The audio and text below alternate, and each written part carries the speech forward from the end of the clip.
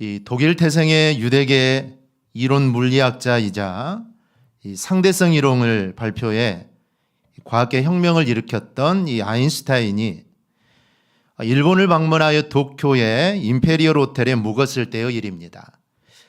호텔의 카페에서 책을 보던 이 아인슈타인은 웨이터에게 미국에서처럼 약간의 팁을 건넸는데 종업원 일본에서는 팁을 받는 것이 법으로 금지되어 있어서 정중하게 거절을 합니다. 그러자 아인슈타인은 탁자에 있던 메모지에 뜻이 있는 곳에 길이 있다라고 적은 뒤에 사인을 했습니다. 그리고 종업원에게 그 대신 팁 대신 쪽지를 주며 이렇게 말을 합니다. 운이 좋으면 이 쪽지가 팁보다 훨씬 가치가 있을 수도 있습니다. 아인슈타인은 자기의 짐을 들어준 이 벨보이에게도 조용하고 소박한 삶은 불안에 쫓기는 성공한 삶보다 더 많은 행복을 가져다 준다라는 적은 쪽지를 팁 대신에 건너게 됩니다. 그러나 당시 이 두 사람은 이게 무슨 소용이 있을까 하고 생각해서 그 쪽지를 남에게 주어버리게 됩니다. 그런데 95년이 지난 2017년 10월 24일 이 쪽지가 이스라엘 예루살렘에서 열린 경매에서 156만 달러, 약 21억 5천만 원에 이게 낙찰이 됩니다. 이 경매업체 위너스의 최고 경영자 칼 위너는 이 쪽지의 경매 시작가가 약 230만 원에 불과했는데 20여 분 만에 호가가 치솟았다라고 이렇게 밝혔습니다. 사실 이같이 정말 별 가치가 없는 볼펜과 종이 조각이라 하더라도 유명한 시인이 작품을 남기면 높은 가치의 작품이 됩니다. 사실 우리의 인생도 그렇습니다. 사실 우리의 인생이 여러분 얼마나 초라하고 또 얼마나 이게 연약합니까? 내 스스로 야 나는 대단해 라고 생각하지만 사실 우리는 너무나 연약한 인간입니다. 하지만 나는 연약하지만 정말 나는 보잘것없지만 우리 뒤에는 전능하신 창조주 하나님이 내 뒤에 계심을 여러분 절대로 잊지 않기를 바랍니다. 그러니 나의 모습이 초라하고 연약해도 전능하신 하나님께 나의 모든 것을 맡기면 하나님이 가장 좋은 방법으로 그리고 나를 가장 아름답게 나를 사용하십니다. 그러니까 여러분 지금 내 모습만 보고 너무 실망하거나 여러분 낙담하지 않기를 바랍니다. 나는 나이가 너무 많아. 절망할 필요도 없습니다. 야, 나는 나이가 아직 적어. 생각하지 않기를 바랍니다. 여러분 모세는 몇 세 하나님을 부르심을 받았습니까? 그는 나이 80세 하나님의 부름을 받습니다. 요시야 왕은 몇 살의 왕이 되었을까요? 8살의 왕이 되어서 그는 하나님 보시기에 마치 다윗 왕과 같이 정직하게 행하여 정말 하나님께 칭찬받는 그런 왕이 되었습니다. 8살 아이가 뭘 알겠습니까? 하지만 그는 하나님 붙잡고 살았다는 것이죠. 사실 나이가 중요한 게 아닙니다. 나이가 중요한 게 아니죠. 하나님이 나를 들어쓰시느냐 이게 중요합니다. 만약에 80세의 모세를 하나님이 부르지 않았다면 아마 모세는 평생 목자로 일평생을 지내다가 그는 죽었을 겁니다. 그런데 하나님이 그를 부르니까 그게 하나님의 위대한 일을 하게 된 겁니다. 즉 하나님이 들어쓰시면 여러분 불가능한 일이 절대로 없습니다. 그러니 내가 아닌 하나님의 능력을 믿음으로 나는 무엇인지 할 수 있다. 이런 신앙을 가지고 여러분 살아가기를 축복합니다. 오늘 본문은 북이스라엘 아합과 아람의 베나닥과의 전쟁에서 있었던 일을 기록합니다. 아합은 북이스라엘 7번째 왕입니다. 여러분 아합 하면 무엇이 먼저 생각나십니까? 아합, 이세벨, 엘리야, 또 나봇의 포도원 뭐 이런 게 생각나죠. 한마디로 아합은 악한 왕입니다. 이 나쁜 왕이죠. 정말 악한 왕입니다. 그런데 나봇의 포도원도 빼앗고 이방 여인 이세벨과 결혼해서 우상을 섬긴 왕 이렇게 기억합니다. 그런데 이렇게 악한 왕인데도 사실 아합은 하나님의 은혜를 정말 많이 받은 왕입니다. 그리고 그는 죄를 많이 지었지만 또 회개도 정말 많이 한 왕이 이 아합이라는 왕입니다. 우리가 아합은 무조건 나쁜 왕, 악한 왕이라 생각하는데 사실 그렇지 않습니다. 그런데 그런 모든 것들은 잠깐이고 이세벨의 영향을 받아 우상을 섬기고 악을 행하다가 결국 아람과의 전쟁에서 패해서 죽은 왕입니다. 그런데 그것은 후의 일이고 오늘 본문에서 아합은 하나님의 은혜로 전쟁에서 승리를 거두게 됩니다. 이 본문에 등장하는 아랍은 당시 다마스쿠스, 알레포를 중심으로 정말 대단한 영향력을 끼쳤던 강한 나라입니다. 이들이 얼마나 강했는지 열왕기상 20장 1절에 이렇게 기록되어 있습니다. 아람의 베나닷 왕이 그의 군대를 다 모으니 왕 32명이 그와 함께 있었고 또 말과 병거들이 있더라. 이 아람의 베나닷 왕이 마병과 전차 부대를 이끌고 온 동맹국 왕 32명과 함께 이스라엘 수도 사마리아를 포위했다라는 것이죠. 이 동맹국이 무려 32개국입니다. 그러니 여러분 이게 얼마나 강하겠습니까? 근데 본문을 보면 알 수 있듯이 하나님의 은혜로 이 아합이 이 연합군을 물리친다라는 것이죠. 그럼 아합은 어떻게 승리를 거두었을까요? 먼저 아합은 싸울 수 없는 상황에서 싸움을 시작합니다. 열왕기상 20장 1절 이후를 보면 이 베나닷과 연합군이 이스라엘 공격에 수도인 사마리아를 포위합니다. 그리고 성 안에 있는 아합 왕에게 전가를 보내죠. 은과 금 그리고 너희 아름다운 아내들과 가장 건장한 내 자녀들을 내놓으라 라고 이렇게 말을 하죠. 그런데 아합은 이거 자기 나라의 전력이 너무나 열세인 걸 알고 말대로 내가 다 하겠다라고 해답을 보냅니다. 근데 베나닷이 다시 전가를 보내죠. 그것으로는 부족하니까 금은과 아내들과 자녀들을 모두 다 내놓고 그뿐 아니라 신하들을 보내 너희 궁전과 내 신하들의 집을 샅샅이 뒤져서 마음에 드는 모든 것을 다 나에게 주라 이렇게 말을 합니다.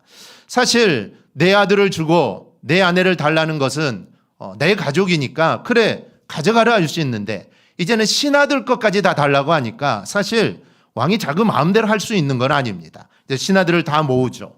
그리고 베나닷이 한 말을 전합니다. 그럼 신하들이 뭐라 했을까요? 된다 했을까요? 안 된다고 했을까요? 안 된다 하겠죠. 왕 거는 줘도 되지만 자기 것은 안 된다는 겁니다. 줄 수 없다, 못하겠다, 거절하죠. 그러면서 그의 말을 듣지도 말고 허락하지도 마옵소서라고 합니다. 그래서 아합은 베나닷에게 왕이 처음에 요구한 것은 내가 줄 수 있지만 두 번째 요구하는 것은 응할 수 없다라고 이렇게 답신을 합니다. 그러자 분노한 베나닷이 내가 사마리아 성을 내가 부서뜨려 버리겠다 이렇게 말을 하죠. 그러나 아합도 밀리지 않습니다.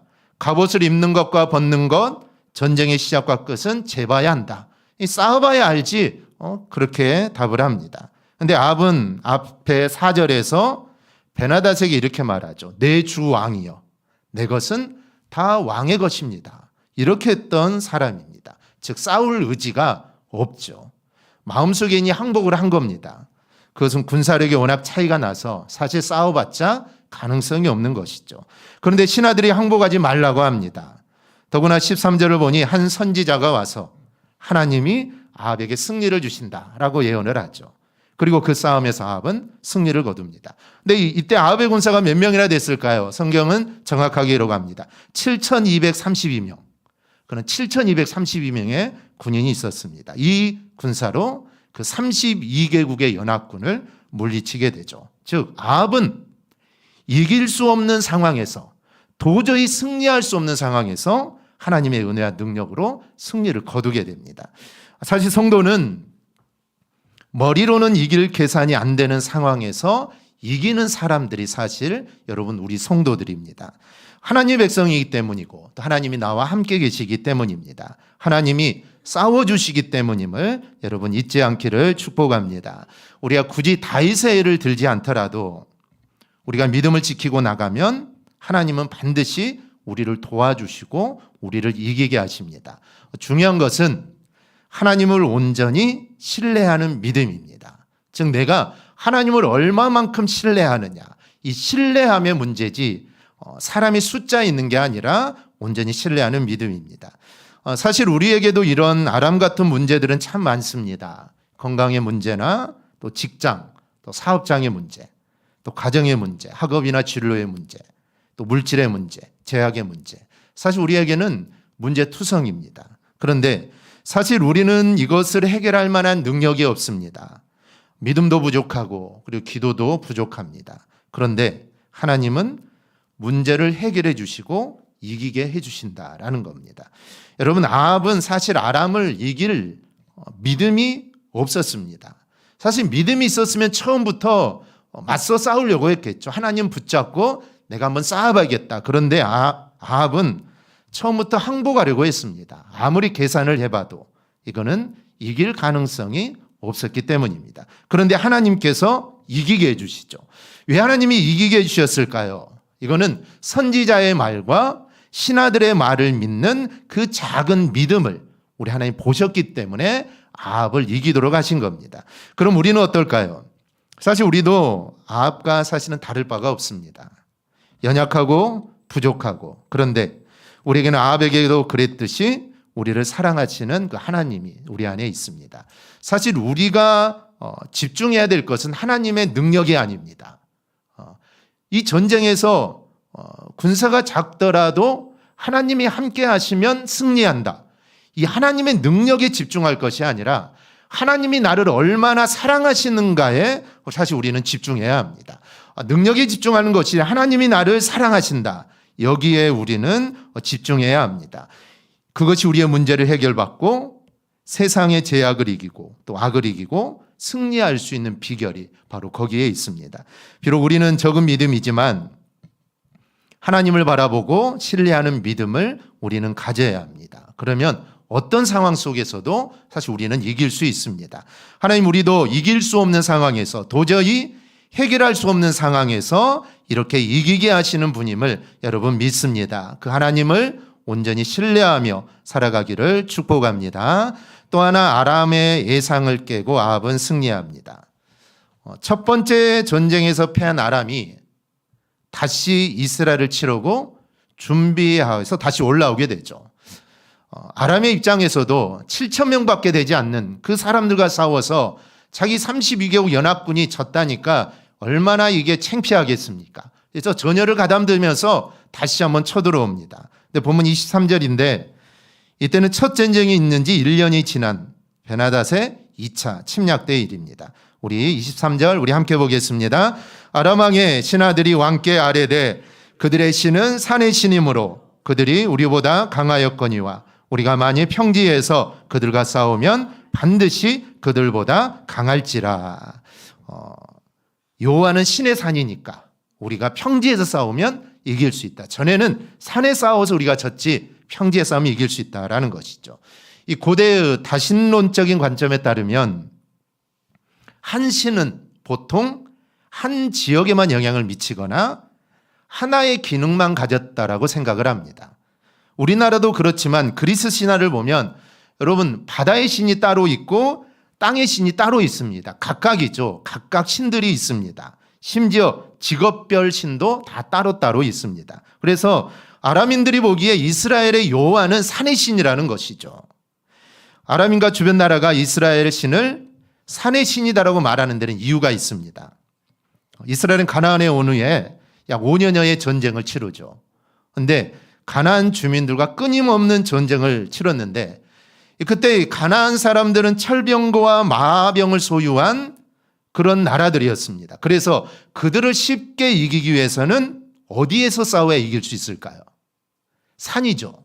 산에서 싸워야 이기는 겁니다. 철병거, 마병들 말을 타고 달리니까 평지에 싸우면 이게 이길 확률이 떨어지죠. 그래서 이스라엘은 산악지대에서 전쟁을 합니다. 그 이유는 산악지대는 마병이나 힘을 발휘할 수 없기 때문이죠. 더군다나 이스라엘 사람들은 산악지대에서 물을 찾아내고 거기에 거주하면서 적응력을 보입니다. 또 사마리아 성 자체도 높은 언덕 위에 있고 이스라엘은 이전부터 호렙산에서 계명을 받고 호렙산을 강조하기에 주변 국가들은 이스라엘의 신은 산의 신이다라는 그런 생각들이 있었던 것이죠. 그래서 평지의 싸움이 이길 수 있다. 그래서 다시 전쟁을 하러 온 겁니다. 그럼 과연 아람이 이길 수 있을까요? 사실 그건 불가능합니다. 그 이유는 그것은 아람인들의 생각이기 때문입니다. 일반적으로 사람들은 하나님을 자기 관점에서 생각을 합니다. 그래 자신이 믿어지는 부분만 믿고 이해되는 부분만 이해하려고 하죠. 이런 사람들의 생각이 강하게 나타나는 것이 사실 욥기서입니다. 욥기를 보면 욥의 세 친구와 욥이 논쟁을 벌이고 나중에 엘리후라는 사람도 논쟁을 벌입니다. 사실 세 친구가 욥을 찾아온 이유는 욥이 고난을 당하고 있으니까 욥을 위로하기 위해서 욥을 찾아온 겁니다. 욥이 연락한 것도 아닙니다. 근데 주변 사람들의 이야기를 듣고 야, 욥이 얼마나 괴로울까? 우리가 가서 친구니까 좀 위로해 주자 찾아오죠. 그래서 7일 동안 할 말을 잊고 큰 소리로 울고 벌거벗은 채 종기를 긁고 있는 욥의 고통을 보며 겉옷을 찢고 티끌을 머리에 뿌리며 땅에 앉아 욥의 아픔을 그들은 같이 합니다. 하지만 그 친구들의 순수한 우정이 욥의 위로가 되지 않았죠. 왜냐하면 그들은 자신들의 생각으로 욥을 정죄했기 때문입니다. 죄를 지었으니 회개하라는 것이죠. 내가 죄를 지었으니 네 병에 걸린 것이지 죄를 짓지 않으면 이 병에 걸리지 않았다라는 것이죠. 우리가 성경을 통해서 보듯이 죄와 질병은 이스라엘 사람 연결되어 있다라고 생각을 합니다. 즉 죄를 지으면 병에 걸리게 된다는 것이죠. 어떤 환자가 병에 걸리면 그 사람은 죄 때문에 그 병에 걸렸다. 그러니까 욥이 지금 어려움을 겪는 것은 네가 죄를 지었기 때문에 네 어려움을 겪으니까 너 빨리 죄를 회개하라는 것입니다. 그런데 욥은 아무리 생각해봐도 자신은 죄를 지은 게 없습니다. 여기에 보면 고난은 죄의 결과니 회개하라는 친구들이나 나는 죄가 없다고 말하는 욥이나 사실 모두 다 똑같습니다. 하나님을 염두에 두지 않고 자기 생각으로 가득 찬 것이죠. 자기 생각해 보니까 너는 죄를 지었다. 내가 생각해 보니까 나는 죄를 지은 게 없다. 사실 하나님의 입장에서 생각해야 되는데 하나님은 온데간데 없습니다. 그냥 자기 생각대로 자기 마음대로 하는 것이죠. 그래서 하나님이 이렇게 말씀합니다. 욥기 38장 2, 3절을 보면 무지한 말로 생각을 어둡게 하는 자가 누구냐? 너는 대장부처럼 허리를 묶고 내가 내게 묻는 것을 대답할지니라. 마치 자기들의 생각이 하나님의 뜻이고 하나님의 생각인 것처럼 말하는 욥과 친구들의 어리석음을 탓하는 하나님의 말씀입니다. 그러면서 5절 6절에서 이렇게 말씀합니다. 우리 함께 보겠습니다. 내가 주께 대하여 귀로 듣기만 하였사오나 이제는 눈으로 주를 배움나이다. 그러므로 내가 스스로 거두어드리고 티끌과 제 가운데에서 회개하나이다. 아멘. 여러분, 아무리 믿음 있는 사람이라 할지라도 하나님을 온전히 알 수는 없습니다. 우리도 마찬가지입니다. 하나님이 얼마나 생각이 깊으시고 얼마나 넓으신지 사실 우리는 모릅니다. 그러면서 마치 아람 사람처럼 아는 체를 하는 것이죠. 여호와는 산의 신이니까 우리가 평지에서 싸우면 이길 수 있다. 마치 하나님을 모두 아는 것처럼 이야기를 합니다. 그러니 우리는 주님 앞에 늘 겸손히 사실 우리는 무릎을 꿇어야 합니다. 여러분, 내 생각으로 판단하지 말고 내 생각으로 말하지 말고 내 생각으로 모든 것들을 단정짓지 말고 선하고 의로우신 하나님의 뜻을 구하며 여러분 살아야 합니다. 그럴 때 우리가 하나님의 인도하심을 우리가 받게 됩니다. 셋째로 하나님은 아합에게 하나님이 어떤 분인지를 보여주며 승리하게 하십니다. 오늘 28절 우리 함께 보겠습니다. 그때 하나님의 사람이 이스라엘 왕에게 나와 말하여 이르되 여호와의 말씀에 아람 사람이 말하기를 여호와는 산의 신이요 골짜기의 신은 아니라 하는도다. 그러므로 내가 이 큰 군대를 다 내 손에 넘기리니 너희는 내가 여호와인 줄을 알리라 하셨다니라 하니라. 아멘. 아합의 승리를 예언한 선지자가 다시 나타나 아람 사람들이 하나님의 이야기를 전하고 그들은 하나님을 잘못 알고 있다라고 말합니다. 하나님은 산의 신도 골짜기의 신도 아니고 세상을 창조하시고 지금도 다스리시는 전능하신 하나님이라는 것이죠. 그러면 이 선지자는 누굴까요? 엘리야도 아니고 미가야도 아닙니다. 누구인지 모르는 한 선지자입니다. 사실 아람 사람이 말하는 것처럼 이스라엘 사람들로 사실 하나님을 오해하고 있는 부분이 있었습니다. 열왕기상 18장 21절을 보면 엘리야는 백성들이 이렇게 말합니다. 너희가 어느 때까지 둘 사이에서 머뭇머뭇하려느냐? 여호와가 만일 하나님이면 그를 따르고 바알이 만일 하나님이면 그를 따를지니라 하니 백성이 말 한마디도 대답하지 아니하는지라. 사람들이 하나님을 섬기면서 우상도 섬겼습니다. 그렇게 하는 이유는 하나님이 제한적이라고 생각했기 때문이죠. 아람 사람의 말처럼 산의 신이라고 생각했기 때문입니다. 그래서 농사의 신이고 풍요의 신이라는 바알과 아세라를 겸하여 섬긴 겁니다. 즉 하나님은 산의 신이니까 하나님은 농사는 못 하신다는 것이죠. 농사가 잘 되게는 할 수 없다라는 것이죠. 근데 애굽에 들어가니까 바알과 아세라가 있는데 이 신은 농사를 잘 되게 하고 또 풍요의 신이라는 겁니다. 그러니 이거 안 섬길 수 없는 것이죠. 그래서 하나님도 섬기고 바알과 아세라도 겸하여 섬겨서 모든 복을 다 받고 싶었던 것이죠. 그래서 엘리야가 지금 바알을 택하든지 하나님을 택하라고 하니까 그들은 선택을 하지 못합니다. 왜냐하면 하나님을 포기하자니 또 바알과 아세라를 포기하자니 농사가 안 될 것 같고 하나님을 포기하자니 하나님은 산의 신인데 이게 그들은 선택을 하지 못하는 겁니다. 어느 하나를 포기할 수 없었던 것이죠. 그런 사람들을 향해 엘리야는 36절에서 이렇게 기도합니다. 저녁 소재 드릴 때 이르되 선지자 엘리야가 나아가서 말하되 아브라함과 이삭과 이스라엘 하나님 여호와여 주께서 이스라엘 중에서 하나님이신 것과 내가 주의 종인 것과 내가 주의 말씀대로 이 모든 일을 행하는 것을 오늘 알게 하옵소서. 이 사건으로 인해 기도가 응답되어 하나님은 참신이고 바알과 아세라는 가짜 신임이 증명이 되죠. 그제서야 이스라엘은 우리가 하나님만 섬기겠다. 이제 보니까 바알과 아세라는 가짜였다는 것이죠.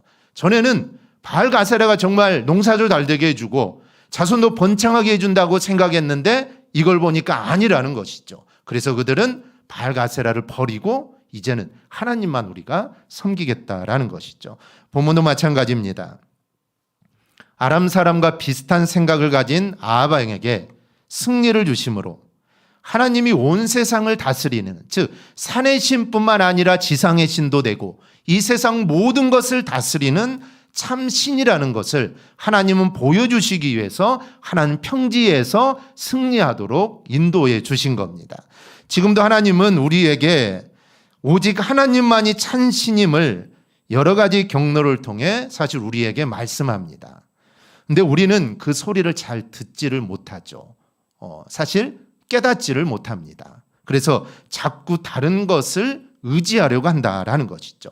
어떤 분은 이렇게 말을 합니다. 우리 안에 하나님 말씀이 사실 100% 차 있어야 되는데 하나님 말씀으로 100% 차 있으면 하나님 말씀하실 때 그 말씀이 나에게 다 들어오는데 우리의 마음이 하나님 말씀에 한 50%만 채워져 있으면 하나님 말씀하실 때 50%만 들린다는 겁니다.